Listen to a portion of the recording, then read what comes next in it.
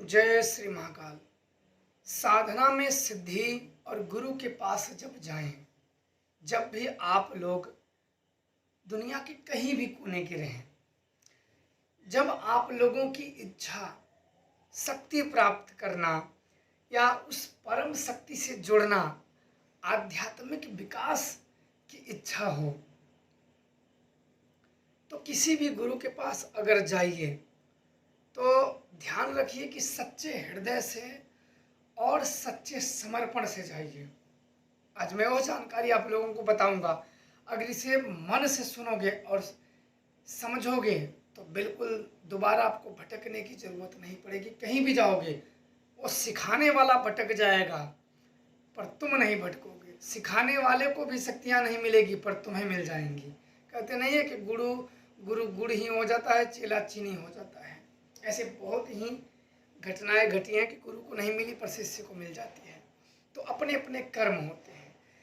जब कहीं जाइए तो जहाँ जाइए सच्चे हृदय से जाइए, और जहाँ आप सीखने जाइए वहाँ 10, 20, 50, 100, 200, 500 अनेक लोग आएंगे वहाँ, और अनेक मत के आएंगे, अनेक सोच के आएंगे, अनेक बुद्धियों के आएंगे, अनेक कर्मों के, अनेक चरित्रों के आएंगे। इस बात का ध्यान रखना और यह बात याद रखना कि मैं वहाँ किस लिए गया हूँ।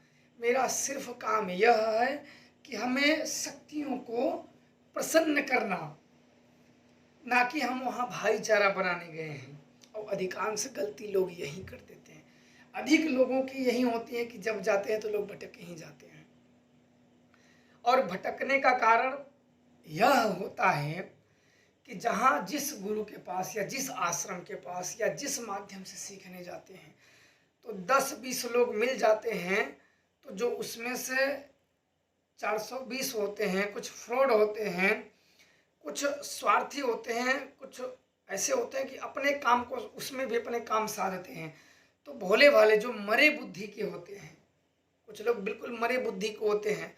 चतुर किसको मूर्ख बनाते हैं? मरे बुद्धि लोगों को।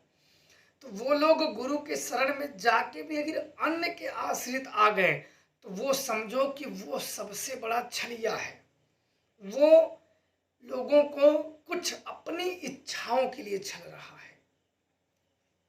यही घटना जब मैं अपने गुरु के साथ मैं गया था सीखने के लिए, उस समय मैं अपने दादा से और अपनी कई शक्तियों को साध चुका था। तो हर एक नियम जैसे होता है कि गुरु धारण करना होता है, कोई भी यही नियम है। बिना गुरु के सिद्धियां नहीं होती है, चाहे किताब से चाहे कहीं से भी पढ़ लो, पर उससे सिद्धियां नहीं प्राप्त होती हैं। तो मेरे दादाजी का भी सहयोग था, शक्तियों की कृपा थी ही। तो मैं ढूंढा, एक महा सिद्ध गुरु जी मिल ही गए मेरे। मैं उनको आज भी धन्यवाद देता हूँ, और कि ऐसे गुरु सबको मिले कि जिन्होंने जो ज्ञान मुस्कुराते मुस्कुराते दिया और उनका आशीर्वाद भी फलीभूत हो गया। जब मैं उनके पास सीखने के लिए गया तो उन्होंने मुझे कुछ मंत्र दिए, बोले कि जाना। जब मैं वहाँ शुरू में गया तो बोले कि जाओ कलम किताब नहीं लेके आओ, और कुछ मंत्र 5 मंत्र मेरे को दिए, सिद्ध करने का भी विधान बताए। फिर उसके बाद एक नवरात्र में जब वहाँ जाना हुआ तो इतने शिष्य वहाँ पहुँच गए थे सीखने के लिए, क्योंकि कहते हैं ना कि नामी के पास तो भीड़ लगी होती है शक्तियाँ ले जाने की। तो जब मैं अपने गुरु के पास जाता था तो मुझे उनसे बात करने में कम से कम 3 घंटा समय लग जाता था। अगर मैं सुबह वहाँ पहुँच जाऊँ तो समझो मैं वापस शाम को ही आ पाऊँ। मेरा नंबर 3-4 बजे आए, कभी कभी आता भी नहीं था, लेकिन फिर भी मैं कोई दिक्कत नहीं, मैं वहाँ बैठा रहता था। कम से कम अपने गुरु के शरण में तो हूँ। मुझे कोई इच्छा नहीं थी, लालच थी मुझे शक्तियाँ मिल जाए, बस ये कृपा मिल जाए, गुरु का आशीर्वाद मिले तो मिले। क्योंकि ना तो मुझे इनसे धन कमाना था, ना तो मुझे किसी भी प्रकार की कमी थी, ना दिक्कत था। सब कुछ मतलब संपन्न चीज़ था। बस एक कौतूहल का विषय था, कुछ समस्याएं जो होती हैं भूत प्रेत की उसको हटाने की जो था, और एक कौतूहल का विषय था कि ये सब होती हैं। तो इनको और अच्छी तरीके से सीखा जाए, जाना जाए। तो वो उस समय के बड़े उच्च कोटि के साधक थे। उनके यहाँ बहुत भीड़ लगी रहती थी, सब अपनी समस्या को और समस्या बहुत ही आसानी से ख़त्म कर देते थे, बहुत ही आसानी से, और सब कुछ बता देते थे। और नवरात्र की बात मैं आप लोगों को बताऊं, जब सब लोग बैठे तो कोई अपने पत्नी पति सब जो अपने परिवार जो जिनके सगे संबंधी अर्ध गिर्द के भी सब वहाँ लेके आ गए।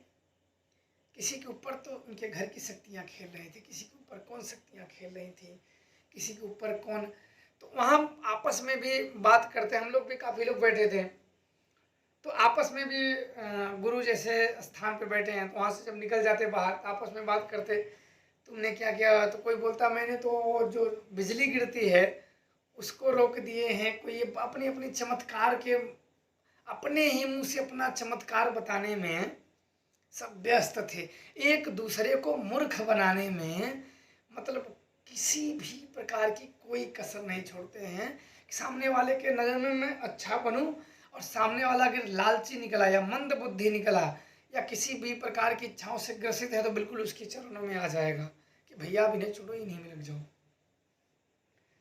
और मैं तो वहीं सुनता रहा शांति से, सुनते सुनते सुनते से समय बीतता गया, 1 महीने 2 महीने साल बीतते गए कि मिली सबकी खत्म भी हो गई, उनके घर के भी देवी देवता काम करना बंद हो गए। और धीरे धीरे धीरे धीरे मैं अपने गुरुदेव के साथ जुड़ा रहा, उनसे हाल चाल जो भी, कभी मेरे को कहते हैं कि आप इनको जाओ ठीक कर दो, तो मैं जाता था, बस मैंने बोला कैसे करूँ, बोले ऐसे ऐसे बोल दो देवी से वो ठीक कर देंगी। मैंने बोला ठीक है, तो मैं ऐसे बोल देता था, ठीक कर देती थी। यहाँ तक कि गाय बीमार हुई, भैंस, किसी की जानवरों तक को भी ठीक कर देती थी। जो मतलब जिनको ठीक करना हो, जानवरों को या कोई भी, उनका बस ध्यान करो, उसे ठीक करने के लिए प्रार्थना करो। मैं खुद करता था और वो ठीक हो जाती थी। चाहे दूध, किसी के दूध से भी खून आने लगता, जो दूध दूहते हैं, दूध नहीं देते थे बच्चे, किसी भी प्रकार का हो वो हो जाता था। जहर, सांप है कि जहर को कांटे को झाड़ा, बिच्छी हो मारना उसको, और तब से मेरे को बिच्छी का भी, एक बार तो ऐसे बिच्छी मुझे मार दी थी, तो मरने जीने जैसी हालत हुई थी। जब मैंने मंत्र सिद्धि कर दी तो मुझे कई बार मार चुके, लेकिन अब पता नहीं चलता है, जहर चढ़ता नहीं है, अब वो माता जाने किस कारण से। अब इसके बाद समय बीतता चला गया तो देख विद्या खुद से ही, आप जैसे जा रहे हो नज़र दौड़ाए तो आपको उसके बारे में जानकारी हो जाएगी, इसके बारे में जानकारी हो जाएंगी, शक्तियों का, साधनाओं का ज्ञान हो जाएगा, करने का विधान, हटाने का, ये धीरे धीरे बढ़ती गई।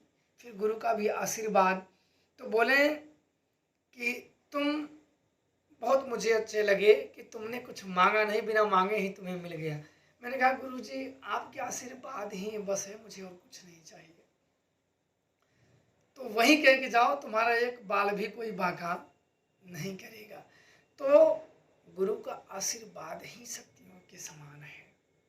और आज इस अंधी भरी दुनिया में आप देख रहे हो कि पग पग पे लोग एक दूसरे को गिराने का, छलने का या अन्य भाव से करने का प्रयास करते हैं। जहां मौका मिला ज्ञान देने का प्रयास कर देते हैं, और ये शक्तियां पग पग पे मदद करती हैं। तकलीफ, समस्याएं, ये तो बड़ा दूर ही रह जाती हैं। तो आज भी मैं अपने गुरु का सदैव बहुत आभारी रहता हूँ कि उनका आशीर्वाद जो भी मुझसे भूल चूक हो जाने अनजाने में, उसके लिए, भूल चूक के लिए क्षमा करें और अपनी कृपा दृष्टि बनाए रखें। अभी तक मुझे वैसा कोई आदमी उनके जैसा नहीं मिला। मैंने एक से बढ़ के एक आदमी देखे, कई 10-12 पीढ़ियां बाप दादा दुनिया भरे के बताने वाले जो भूत पुजारी हैं, भूत पूज के, इनसे भूत पूजने से आपको धन मिलेगा, मान सम्मान मिलेगा, नाम मिलेगा, पर आध्यात्मिक ज्ञान नहीं मिलेगा। इससे आपको क्या होगा, राजसी स्वभाव होता चला जाएगा आपका। कहते हैं, मेरे गुरुदेव कहते थे कि इंसानों में धनी बनना है तो भूत पूज लो, इंसानों के मध्य प्रचलित हो जाओगे, धन कमाओगे, यश कमाओगे, वैभव भी कमा लोगे प्रेत विद्या से, पर आंतरिक ज्ञान नहीं। जितना इनमें विख्यात होते जाओगे इतना ही अपनी भक्तियों से छूटते जाओगे। समय इनमें अधिक तुम देने लगोगे और तुम अपनी भक्तियों से मुंह मोड़ने लगोगे, कम होता चला जाएगा। और एक दिन ऐसा आएगा कि ये शक्तियां आपके साथ छोड़ के जाने का समय आ जाएगा।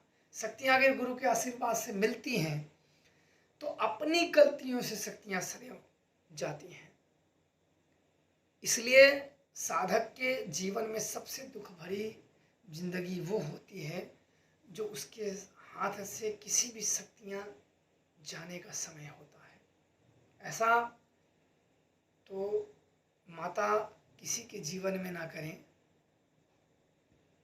अन्यथा शक्तियां जाती हैं और बदले में अपना प्रभाव और अपना क्रोध भी छोड़ जाती हैं।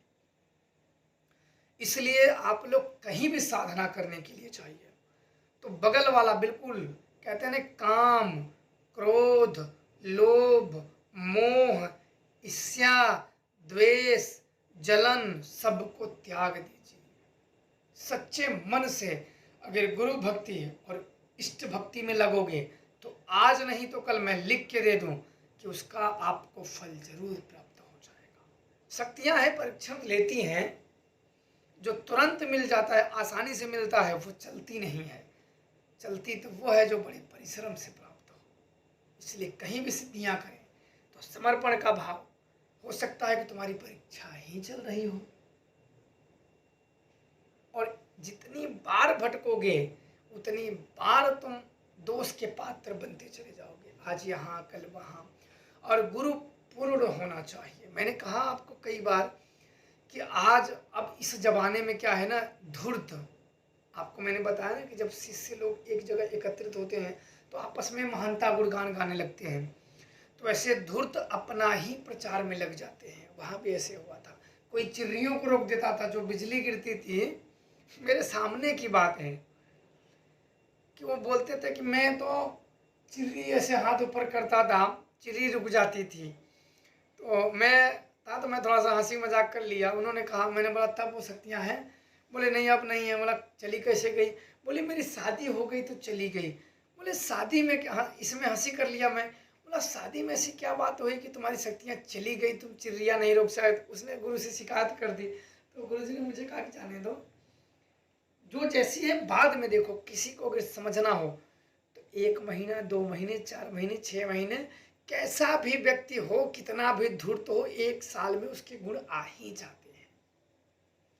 धन का लोभी है, अगर धन का लोभी है तो बिल्कुल अपने इर्द गिर्द वो अपने आप को करेगा, धन ही कमाने का प्रयास करेगा, वो विद्याओं का ज्ञान अर्जित नहीं करेगा और उसकी बुद्धि, उसका आध्यात्म कभी विकास नहीं होगा। उसकी बुद्धि और जिह्वा सदैव कपट ही करने का प्रयास करती रहेगी, किसी को छलने का, किसी को भूतन। आप देखते हो, आप लोग किसी को जाओ, तुम्हें भ्रम है, तुम्हें ये है, तुम्हें ना भी हो फिर भी तुम्हें बता देते हैं कि तुम्हें ये सब है।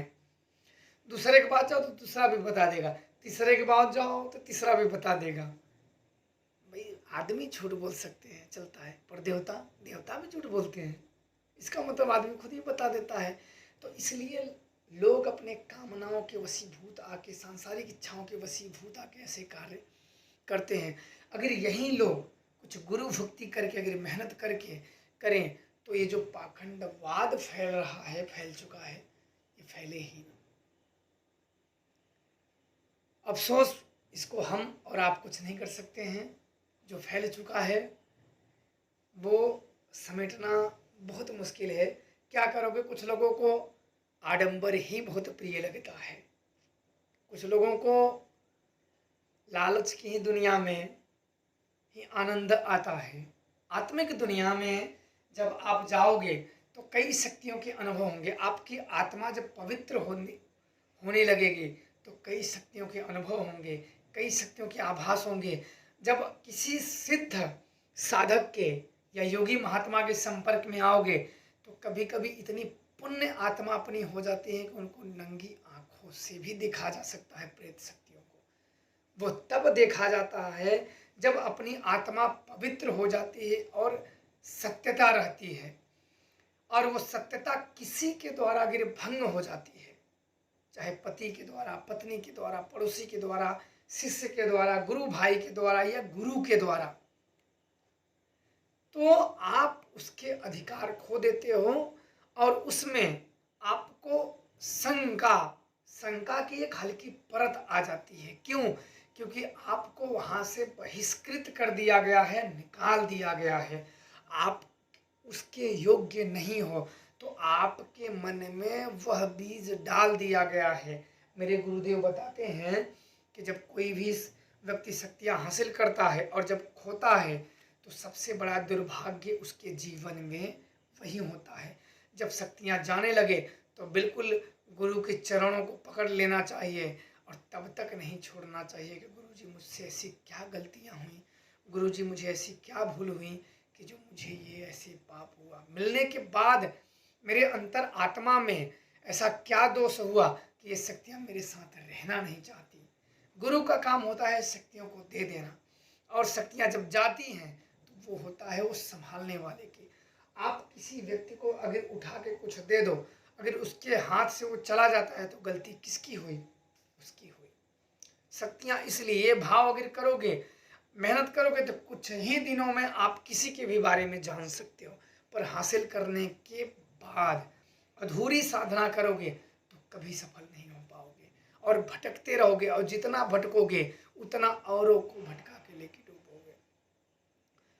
तो इसके विषय में बहुत बातें हैं, आज के लिए बस इतना ही आप लोगों को समझ में आ गया होगा। तो इसके बारे में ज़रूर अपनी राय लिखें और इस जानकारी को हो सके तो शेयर भी कर दें ताकि और जानकारी लोगों को हो, और मेहनत भी करें अपनी इष्ट शक्तियों को, अपने उच्च शक्तियों की पूजा करें और उनको प्रसन्न करने का प्रयास करें। गुरु का सदैव आदर करके उनसे शक्ति अर्जित करने का प्रयास करें और सत्यता बनी रहे।